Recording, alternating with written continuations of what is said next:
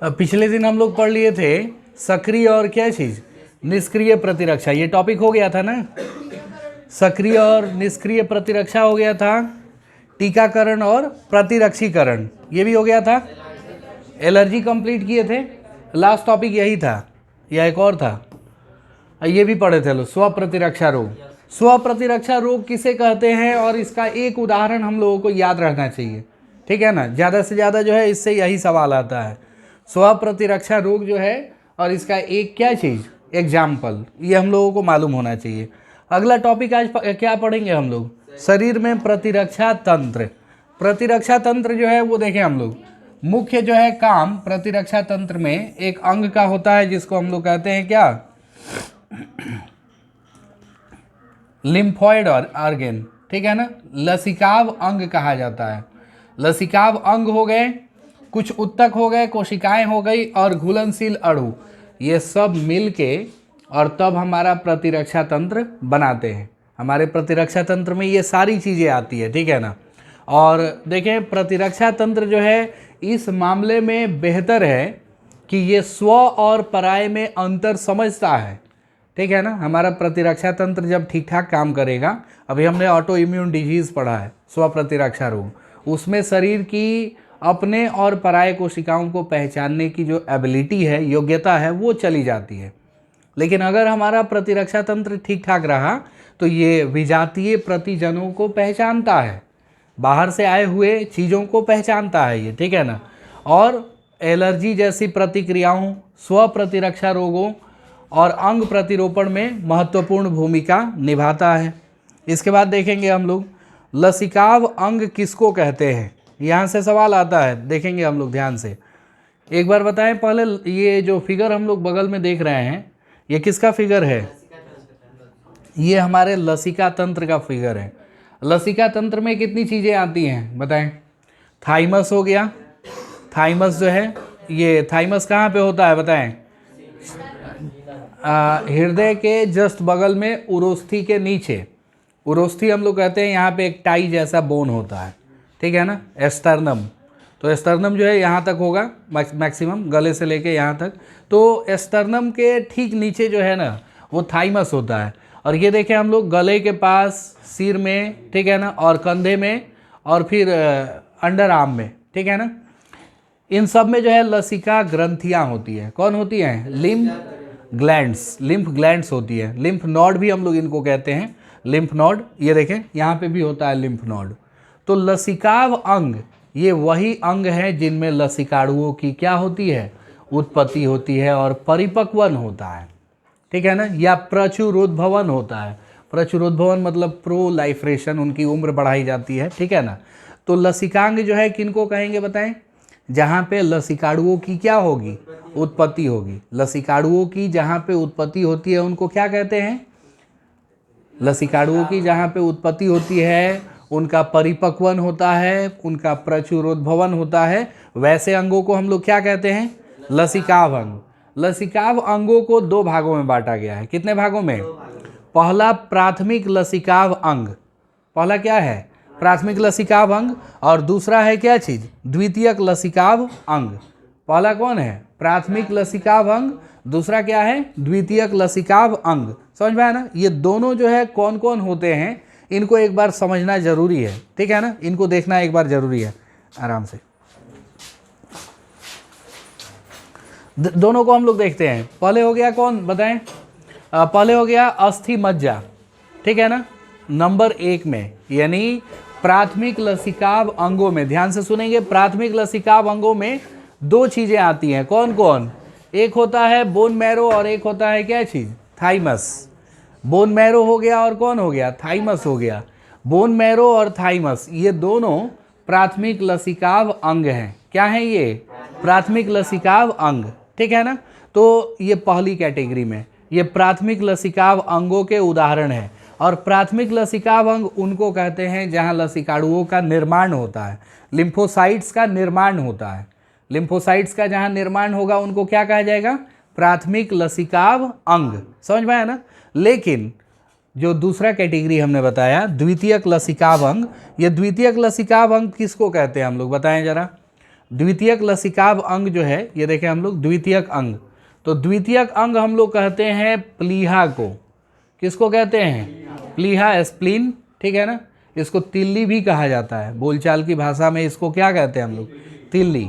लसिका ग्रंथियां हो गई, टॉन्सिल हो गया, ठीक है ना, छोटी आंत के पेयर पैच हो गए और अपेंडिक्स हो गया।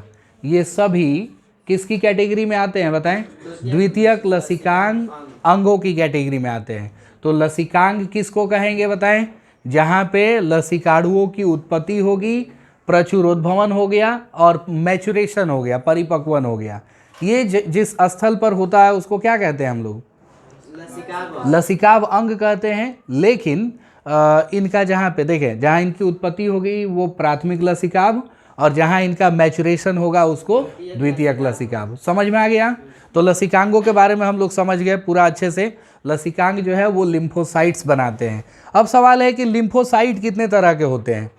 लिम्फोसाइट कितने तरह के होते हैं, कौन बताएंगे? बिल्कुल 2 तरह के। कौन कौन? एक टी और एक बी। समझ में आया ना? टी और क्या चीज़? बी। तो अस्थि मज्जा जो है ये मुख्य लसिकाभ अंग है, मेन ऑर्गेन, ठीक है ना। वो कौन है? Bone marrow. बोन मैरो जहाँ पे लसिकाणुओं समेत अन्य रुधिर कोशिकाएं बनती है। आरबीसी कहाँ बनता है? बोन मैरो में। डब्ल्यूबीसी कहाँ बनता है? बोन मैरो में। प्लेटलेट्स कहाँ बनते हैं? बोन मैरो में। तो मैक्सिमम जो ब्लड सेल्स हैं और लिम्फोसाइट्स हो गए, लिम्फोसाइट्स ये दोनों बनते हैं कहाँ पे बताएं? अस्थि मज्जा में बनते हैं, ठीक है ना। इसके बाद थाइमस हो गया एक, थाइमस। थाइमस के बारे में 2-3 बातें याद रखेंगे हम लोग। थाइमस जो है ये किधर होता है? हृदय के पास, उरोस्थि के नीचे। हृदय के पास उरोस्थि, छाती की हड्डी, उर मतलब होता है छाती, सीना, ठीक है, उसकी हड्डी के नीचे होता है। और जन्म के समय सबसे खास बात ये है थाइमस के बारे में देखेंगे हम लोग, जन्म के समय थाइमस जो है वो क्या होता है? काफ़ी बड़ा होता है। जन्म के समय थाइमस कैसा होगा? काफ़ी बड़ा होगा। लेकिन जैसे जैसे उम्र बढ़ते जाती है ना हम लोगों का, ये आकार में क्या होता है? घटते रहता है। यौनावस्था पर आने पर यह बहुत छोटे आकार का रह जाता है, ठीक है ना। जैसे जैसे हमारी उम्र बढ़ेगी बाकी सारे अंगों का आकार क्या होता है? बढ़ता है। लेकिन अगर सवाल पूछा जाए कि हमारी उम्र बढ़ने के साथ कौन सा अंग है जिसका आकार घटता है, तब हम लोग क्या बताएंगे? थाइमस। ये थाइमस जो है इसका आकार क्या होता है? घटता है। जैसे जैसे हम लोग बड़े होंगे इसका आकार क्या होगा? घटेगा। 12 वर्षों तक, 0 से लेके 12 वर्षों तक हम लोग याद रखें थाइमस का आकार बढ़ता है, ठीक है। बचपन में जो है वो बन जाता है थाइमस, बहुत बड़ा होता है, लेकिन 12 वर्ष तक जो है ये बढ़ेगा। समझ में आया ना? लेकिन 12 वर्ष के बाद जो है अब ये घटना चालू होगा, बुढ़ापे में पूरी तरह से घट चुका होगा, ठीक है ना। तो देखें इसके बाद हम लोग थाइमस के बारे में ये इंपॉर्टेंट बातें थी। अस्थि मज्जा और थाइमस दोनों ही टी लिम्फोसाइट के परिवर्धन और परिपक्वन के लिए सूक्ष्म पर्यावरण मुहैया कराते हैं। टी लिम्फोसाइट कहाँ बनता है? बोन मैरो में। मैच्योर कहाँ होगा? थाइमस में, ठीक है ना। इसके बाद एक और अंग का नाम हम लोग पढ़ेंगे, एक और लिम्फॉइड ऑर्गेन का नाम देखेंगे। नाम है उसका क्या चीज़ बताएं? प्लीहा। क्या नाम है? प्लीहा, तिल्ली, हाँ बिल्कुल, स्प्लीन। और इसको जो है हम लोग ग्रेवयार्ड बोलते हैं। किसका ग्रेवयार्ड? आरबीसी का। आरबीसी का कब्रिस्तान कहा जाता है ये। किसका कब्रिस्तान? आरबीसी का कब्रिस्तान। क्योंकि जितने आरबीसी पुराने हो जाते हैं, ठीक है ना, सभी आरबीसी को कहाँ भेजा जाता है? प्लीहा में भेजा जाता है। वहाँ जाके ये डिसअसेंबल होते हैं, ठीक है। मतलब जो जो चीज़ें मिल के बनी होती हैं आरबीसी, वो सारी चीज़ें अलग हो जाती है और वापस दे दिया जाता है अस्थि मज्जा को कि लो भाई नया आरबीसी बनाओ। समझ में आ रहा है ना? तो प्लीहा के बारे में याद रखेंगे। ये सेम के आकार का एक बड़ा अंग है और बताया जा रहा है ना कि इसमें मुख्य रूप से 2 चीज़ें होती हैं। कौन कौन बताएं?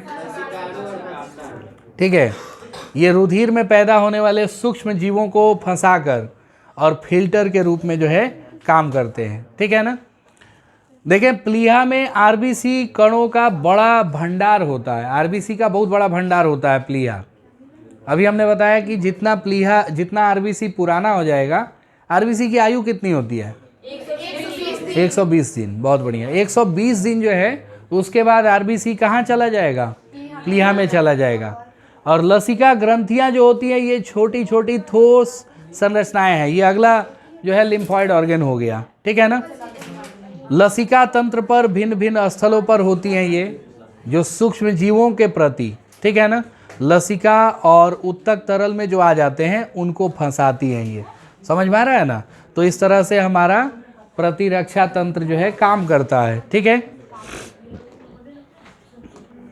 एक और देखें हम लोग, बताया जा रहा ना कि प्रमुख पथ हो गए, उस दिन भी बताए थे कि जो हमारा श्वसन पथ हो गया, पाचन पथ हो गया और जनन मूत्र पथ हो गया, यहाँ पे एपिथेलियम उत्तकों की उपस्थिति होती है। एपिथेलियम उत्तक जो है वो श्लेष्मा का स्राव करते हैं। तो श्लेष्मा का स्राव ये किस लिए करते हैं? ताकि ये सूक्ष्म जीवों को फंसा सके और सूक्ष्म जीवों को फंसा के उनको बाहर निकाल सके। तो उसको हम लोग कहते हैं MALT। क्या कहते हैं? MALT, माल्ट कहा जाता है। इसका फुल फॉर्म हम लोग याद रखेंगे, ठीक है ना। माल्ट का फुल फॉर्म क्या होगा? म्यूकोसल एसोसिएटेड लिम्फॉइड टिश्यू, समझ में आ रहा है ना। म्यूकोसल एसोसिएटेड लिम्फॉइड टिश्यू, समझ में आ रहा है ना। मानव शरीर के लसिकाभ उत्तक का लगभग 50% जो है वो कौन है?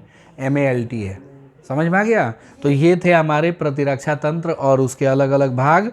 अगली 2 बीमारियों के बारे में हम लोग पढ़ेंगे और वो 2 बीमारियां होंगी। पहली बीमारी कौन? सबसे घातक संक्रामक रोग, ठीक है। और उसके बाद पढ़ेंगे सबसे घातक असंक्रामक रोग, समझ में आया ना। तो दोनों को हम लोग देखते हैं। पहले तो देख लें एड्स, जिसका हिंदी नाम है उपार्जित प्रतिरक्षा न्यूनता संलक्षण। न्यूनता मतलब होता है कमी, और न्यूनता मतलब क्या होगा? कमी। किसकी कमी हो जाती है इस रोग में? प्रतिरक्षा की कमी हो जाती है, समझ में आ रहा है ना। इसका फुल फॉर्म जो है वो एक्वायर्ड इम्यूनो डेफिशिएंसी सिंड्रोम ये रखा गया है, ठीक है ना। जो सीधे जो है प्रतिरक्षा तंत्र की क्या कर देता है? आदमी का प्रतिरक्षा तंत्र इतना कमज़ोर कर देता है कि वो एक मतलब जो है छोटी सी बीमारी से भी नहीं लड़ सकते हैं, ठीक है। और बताया जा रहा है ना कि यह जन्मजात रोग है कि नहीं है? बताएं। नहीं है, जन्मजात रोग तो नहीं है, लेकिन याद रखें कि माँ अगर संक्रमित है तो हो सकता है बच्चे में, ठीक है ना। माँ अगर संक्रमित है बच्चे में हो सकता है।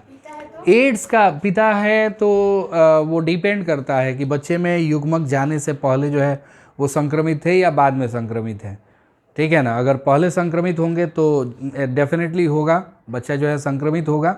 अगर बाद में संक्रमित हुए तो चांस नहीं है, ठीक है। 1981 में सबसे पहले अमेरिका में इसका केस आया था। 1981 में एड्स का सबसे पहला केस रिपोर्ट हुआ था। कहाँ से? अमेरिका से। और 1986 में ये भारत पहुंच गया था। भारत में कहाँ से? चेन्नई से रिपोर्ट हुआ था। इसका पहला केस जो है भारत में चेन्नई से रिपोर्ट हुआ था और लगभग 25 वर्षों में ये सारे विश्व में फैल गया, ठीक है ना। और इस रोग से करीब करीब 2,50,00,000 लोगों की क्या हो चुकी है? सवाल है कि ये विषाणु जो है कैसे काम करता है हमारे शरीर में, इसका जो है संक्रमण कैसे होता है, जरा देखेंगे। इस फिगर के माध्यम से हम लोगों को दिखाया गया है। ये HIV जो है ना, ये किसकी कैटेगरी है बताएं? पशु विषाणुओं की कैटेगरी है। यहाँ देखेंगे लिखा हुआ है, किसकी कैटेगरी है? पशु विषाणुओं का आनुवांशिक पदार्थ जो होता है वो कौन होता है बताएं? RNA होता है, ठीक है ना। इनके ऊपर एक प्रोटीन का आवरण पाया जाता है। 2 चीज़ है इनके अंदर, एक RNA हो गया और एक जो है प्रोटीन हो गया। एक होता है सबसे खतरनाक वाला एंजाइम जिसका नाम है रिवर्स ट्रांसक्रिप्टेज। क्या नाम है? Reverse transcriptase. वो एंजाइम जो है ना इसको और पावरफुल बना देता है। देखिए कैसे, जब इस विषाणु का संक्रमण होता है किसी भी मनुष्य में, तो विषाणु का पूरा बॉडी नहीं जाता है उस कोशिका में। कौन जाता है? आनुवांशिक पदार्थ। ये देखें, देख रहे हैं DNA प्रतीप ट्रांसक्रिप्टेज, देख रहे हैं ना, DNA प्रतीप transcriptase, DNA reverse transcriptase enzyme होता है इसके अंदर। अब ये जीनोम जो है अपना मल्टीपल कॉपी बनाएगा और धीरे धीरे जो है प्रवेश करेगा किस में? कोशिका में। हमारी कोशिका में प्रवेश करेगा। हमारी कोशिका में प्रवेश करके और हमारी कोशिका के आनुवांशिक पदार्थ को, ये केंद्रक है, ये कोशिका यहीं से दिखाया गया, ये हमारी कोशिका हो गई। कोशिका में जब ये आता है अपना DNA छोड़ देता है, उसका DNA जो है धीरे धीरे अपने आप को और स्ट्रॉन्ग बनाएगा और स्ट्रॉन्ग बना के घुसेगा किस में? हमारे केंद्रक में, और हमारे केंद्रक में किसका आनुवांशिक पदार्थ है? हमारा है। अब हमारा आनुवांशिक पदार्थ हमारा नहीं रहा, किसके जाने के बाद? इस वाले डीएनए के जाने, आरएनए के जाने के बाद। समझ में आ रहा है ना? ये यहाँ जाके रिवर्स ट्रांसक्रिप्शन करवाएगा, आरएनए से डीएनए बनाता है और फिर उस डीएनए को अलग अलग करके और मल्टीपल कॉपीज बनाएगा। ये देखें हम लोग कितना विषाणु गया था, यहाँ देखें, मतलब दिखाया जा रहा है कि ये अपनी संख्या बढ़ाते हैं। हमारी एक कोशिका में ये प्रवेश करेंगे, अपनी संख्या क्या करेंगे? बढ़ाएंगे। तो इस तरह से इनका संक्रमण होता है हमारे शरीर में, और फिर ये जितने विषाणु नए बनेंगे ना, ये सारे नए विषाणु दूसरी नई कोशिकाओं को क्या करते हैं? प्रभावित करते हैं। इस तरह से जो है इसका संक्रमण होता है। ठीक है, तो ये जो एड्स रोग है, एड्स रोग जो है वो किसके द्वारा होने वाला रोग है? कौन सा विषाणु? हाँ, ये पश विषाणुओं की एक कैटेगरी है, इनका एक समूह है। लेकिन इस विषाणु का नाम क्या है? HIV, full form human immuno deficiency virus. Human immuno deficiency virus के चलते होता है। ठीक है, सवाल है कि इसका संक्रमण होता कैसे है? तो इसका संक्रमण होगा संक्रमित व्यक्ति के साथ यौन संपर्क से। दूसरा है संदूषित रक्त। ठीक है ना, अगर जो है पहले से ही ब्लड में HIV है और उसका अध्ययन किया जाता है, रुधिर अध्ययन किया जाता है, ठीक है ना, मतलब ब्लड जो है ट्रांसफ्यूज़न करवाया जाता है, एक आदमी का खून दूसरे आदमी को चढ़ाया जाता है, उसके चलते हो सकता है। संक्रमित सुइयों के साझा प्रयोग से, संक्रमित सुई है उसके कॉमन यूज़ से होता है। एक आदमी इंजेक्शन लिए, फिर उसी से दूसरा आदमी, उसी से तीसरा आदमी, ऐसे ऐसे करके इंजेक्शन ले रहे हैं। ड्रग का कुप्रयोग करने वाले खास तौर पे ऐसे ही करते हैं, ड्रग्स जो लेते हैं, ठीक है ना, एक ही इंजेक्शन से। चौथा इसका कारण है संक्रमित माँ से अपरा द्वारा उसके बच्चे में। ठीक है ना, ये कारण होता है एड्स के क्या चीज़? फैलने का। ठीक है, अब इसके बाद हम लोग देखते हैं अगला टॉपिक जो है हम लोगों को बताया गया है कि ये जो विषाणु होते हैं, ठीक है ना, ये विषाणु हमारे शरीर में कुछ अवधि से लेके कई महीनों तक जो है क्या होते हैं बताएं? संक्रमण और लक्षण प्रकट होना, इन दोनों के बीच में एक लैग फेज होता है। लैग फेज, उसको हम लोग लेटेंट फेज भी बोलते हैं। ठीक है ना, लेटेंट फेज या फिर जो है वो एकदम मतलब निष्क्रिय अवस्था होती है। संक्रमण जब होगा और जब इसके लक्षण आएंगे, दोनों के बीच गैप हो सकता है कितना का? हाँ, ध्यान रखें कि ये छूने से या शरीर के संपर्क में आने से नहीं फैलता है। तो इसलिए ऐसे व्यक्तियों को कभी भी समाज से अलग थलग नहीं किया जाए। समझ में आ रहा है ना? ये खास बातें होती हैं इसके बारे में। अब इसके बाद देखें,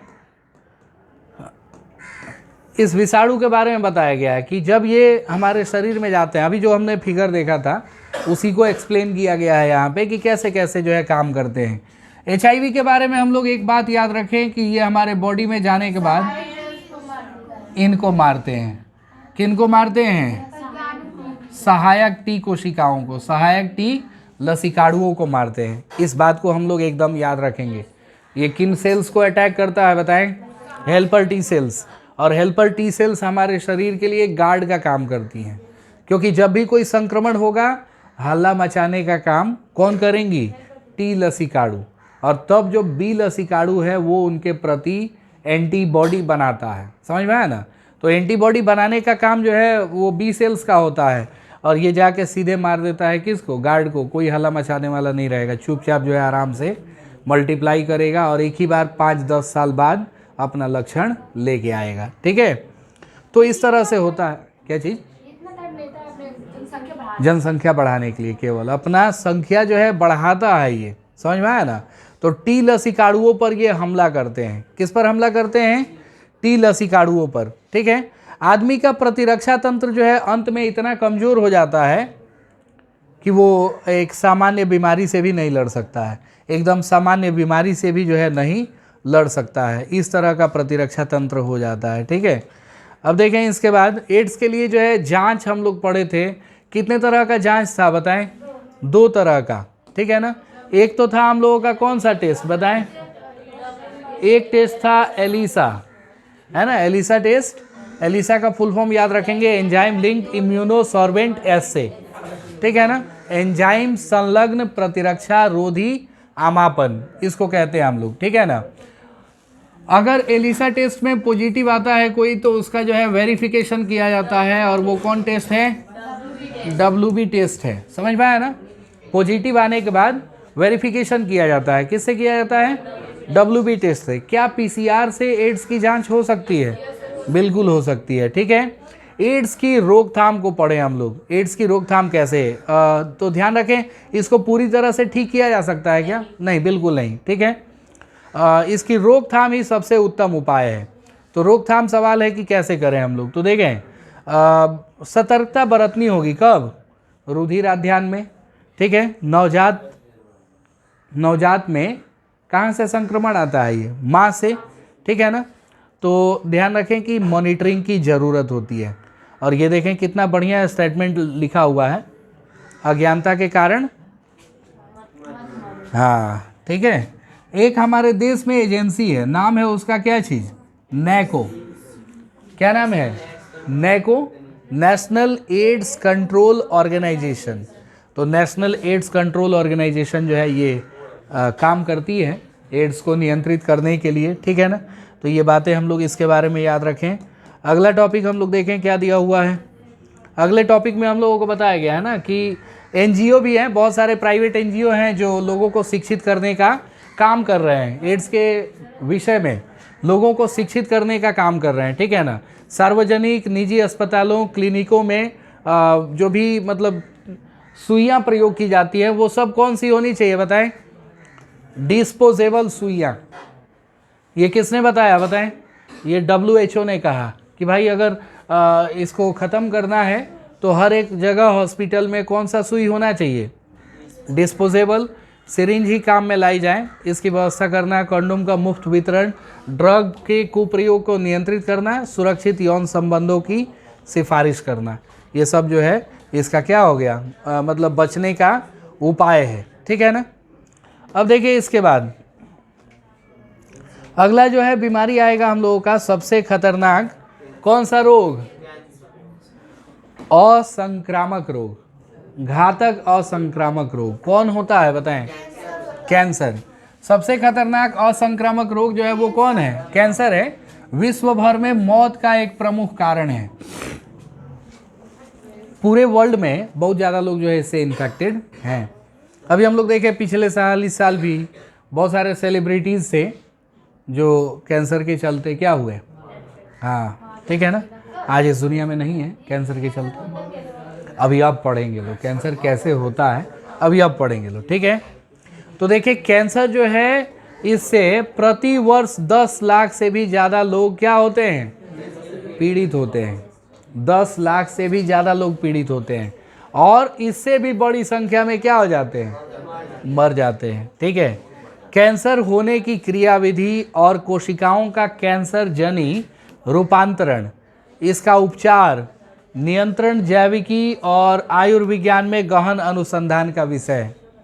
अभी इसके बारे में पूरा रिसर्च नहीं हुआ है, लेकिन रिसर्च का ये विषय बना हुआ है, रिसर्च जारी है, ठीक है। एक और चीज़ जाने हम लोग कि कैंसर के अध्ययन को क्या कहा जाता है? ओंकोलॉजी। क्या कहा जाता है? ओंकोलॉजी। ये कैंसर से रिलेटेड जितने भी चीज़ें हैं उनको ओंको करके हम लोग डिनोट करते हैं। जैसे कैंसर कराने वाले जीन क्या कहेंगे? ओंकोजीन्स। कैंसर कराने वाले विषाणु ओंको वायरस, ओंको विषाणु, ओंको वायरस कहेंगे। और कैंसर का स्टडी ओंकोलॉजी, ठीक है। तो इनको हम लोग याद रखें। इसके बाद देखें, हाँ, ओंको, ये जो है हम लोग याद रखेंगे यहाँ पे। एक हम लोग देखते हैं संस्पर्श संदमन, कॉन्टैक्ट इनहिबिशन। ये किसको कहते हैं बताएं? कॉन्टैक्ट इनहिबिशन कहते हैं जब एक कोशिका कैंसर जन्य होती है तो एक कोशिका के कैंसर जन्य होने से बाकी कोशिकाओं के भी कैंसर जन्य होने का खतरा बना रहता है। समझ में आया ना। अब ये खतरा जो है दूसरी कोशिकाओं पे भी जा सकता है, तो इसी को हम लोग कहते हैं क्या चीज़? संस्पर्श संदमन, कॉन्टैक्ट इनहिबिशन हम लोग कहते हैं, ठीक है ना। कैंसर कोशिकाएं जो है ये एक चीज़ के चलते होती हैं और नाम है उसका क्या चीज़? अर्बुद। क्या कहते हैं उसको? अर्बुद ट्यूमर हम लोग जानते हैं, अर्बुद नहीं जानते होंगे, ट्यूमर जानते होंगे। समझ में आ रहा है ना। तो ट्यूमर जो है वो कितने तरह का होता है बताएं। ट्यूमर जो है वो हम लोग पढ़े हैं 2 तरह का होता है, सुदम अर्बुद और दुर्दम अर्बुद। समझ में आ रहा है ना। अर्बुद जो है वो कितने तरह का होता है, 2 तरह का। ठीक है, ट्यूमर कितने तरह का होगा, बिनाइन ट्यूमर और मैलिग्नेंट ट्यूमर। कौन कौन सा होगा, बिनाइन ट्यूमर और मैलिग्नेंट ट्यूमर। ध्यान रखें इन दोनों में अंतर लिखने के लिए आता है और वो अंतर हमें याद होना चाहिए। बिनाइन ट्यूमर और मैलिग्नेंट ट्यूमर में क्या अंतर है इसको हमें देखना होगा। तो वीडियो से सब लोग आज इसका डिफरेंस लिख लेंगे। ठीक है ना, सब लोग जो है इस दोनों में अंतर लिख लेंगे। कम से कम 4-5 पॉइंट होने चाहिए। किसमें किसमें, हाँ, सुदम और दुर्दम अर्बुद में। ठीक है ना। तो सुदम अर्बुद के बारे में हम लोग क्या बताएंगे, ये देखें पहले किताब में क्या दिया हुआ है कि ये सामान्यतः अपने मूल स्थान तक सीमित रहते हैं। सबसे पहले तो बताएंगे कि ये कम खतरनाक होते हैं, ये ज़्यादा खतरनाक होता है। कौन सा, दुर्दम अर्बुद। दुर्दम अर्बुद जो है वो ज़्यादा खतरनाक होता है। मैलिग्नेंट ट्यूमर जो है वो ज़्यादा डेडली होता है। ठीक है ना। और सुदम अर्बुद जो है वो क्या है, इसका नाम है सुदम, सु मतलब अच्छा, और इसका नाम है दुर्दम। दुर मतलब क्या चीज़, बुरा, खराब। ठीक है ना। तो दुर्दम अर्बुद जो है ये खराब होता है, सुदम अर्बुद जो है ये अच्छा होता है। ठीक है। दूसरी चीज़ है कि ये सुदम अर्बुद जो है ना वो अपने जगह तक ही सीमित रहता है, जहाँ बनेगा वहीं रहेगा। समझ में आ रहा है ना। लेकिन दुर्दम अर्बुद ऐसा होता है कि बनेगा लंग्स में और चला जाएगा दिमाग में, मस्तिष्क में, हो गया ब्रेन ट्यूमर।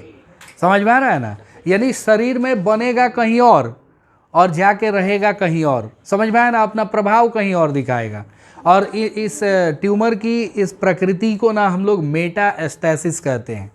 क्या कहते हैं, ये रक्त के माध्यम से ये कोशिकाएं जो होती हैं दुर्दम अर्बुद की एक जगह से दूसरी जगह स्थानांतरित होती हैं। तो दुर्दम अर्बुद की कोशिकाओं के एक जगह से दूसरे जगह स्थानांतरण को हम लोग क्या कहते हैं, मेटास्टैसिस कहते हैं। ये डिफिनीशन भी याद रखें हम लोग।